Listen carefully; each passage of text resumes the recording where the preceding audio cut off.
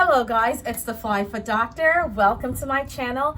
Today I'm going to be showing you guys how to measure your foot at home. I know I've been talking about shoes and how to measure your foot and all that and making sure that you're wearing the appropriate size, but how do you measure your foot if you are at home and you don't have the fancy gadgets that, some of us have in our offices or in the shoe stores? Well, stay tuned and I will show it to you right now.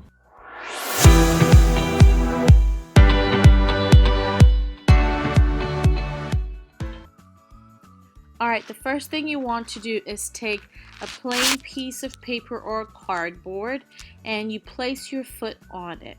You want to make sure that you are taking a trace of your foot in weight bearing. It's preferable if you have someone else do this for you. That way you are not cheating yourself by not putting as much weight as possible. These are just two different foot tracings, and I just wanted to show you guys how it's done. You don't have to trace the entire imprint of the toe. I did this with my kids because they were around at the time. Again, you want to take a weight bearing tracing of your foot. You don't need to take all the imprints of the toes like I'm doing here. I mean, it's fun if you're doing it, that's fine. If you can get someone else to do it, that's best, because that way you're putting all your weight in there, and if your foot is going to flatten out and become wider, you're going to be able to account for that because you're putting all of your weight when you're taking the tracing.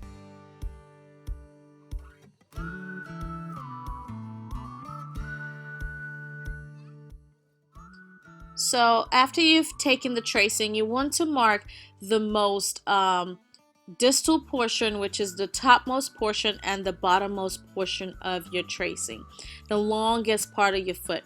And you also want to mark the widest part of your foot. Okay, so once you've marked those with a pen or a pencil, you want to take that down the length that you've measured. So again, remember, this is the longest part of your foot. Make sure that you take that length down, whatever that measures in inches, and write it down, longest part. And then you also take the widest part of your foot. That's why you need to be standing full weight bearing, because this will take the entire width of your foot at this time. So take these numbers down in inches and record it. So now this is a table that you can use as reference for your measurements, and you see we have it in inches here, and we also have it in millimeters in case you are in a country where you use the millimeters, or you measure it with millimeters, and you just measure it and correspond with the shoe sizes as you see UK, the US men, US women, and the European Union shoe sizes there. And this chart that's coming up here, it's for the width range. Here again, the same thing, you just follow what you measured in inches or millimeter and go with the corresponding size. If you are in between sizes or in between measurements, then you can go up. Go with the higher one, because most likely that's going to be the one that will fit better.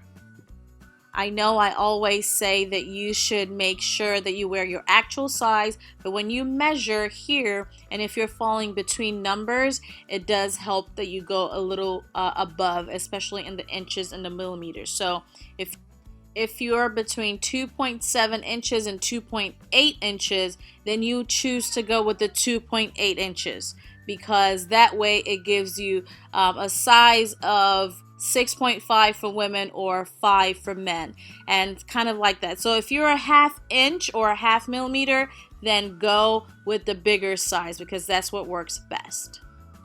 All right, there you have it. If you have any questions, please leave them down below. If you have any comments, please leave them down below. Let me know. Would you guys go ahead and try this? Would you guys measure your foot and see if there's any changes? Check it out and let me know. If you guys are a certain size and you were wearing a shoe that was too big or too small, please leave it down in the comment below. Again, welcome. Consider subscribing to my channel if you do like some of the contents that I post here.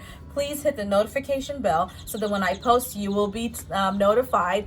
Also hit the like button, and please share this video with your friends and family. You never know. Some people may be wearing shoes that are of a disadvantage to them, and this would be greatly beneficial, especially if you have family members who are diabetic or who have blood flow issues, who should be wearing shoes that are particularly perfectly fit so that there are no pressures that could result in wounds and things like that. Please share this video with them. It'll be greatly beneficial and I would really appreciate it. Till next time, it's the Fly Fit Doctor. Have a great day.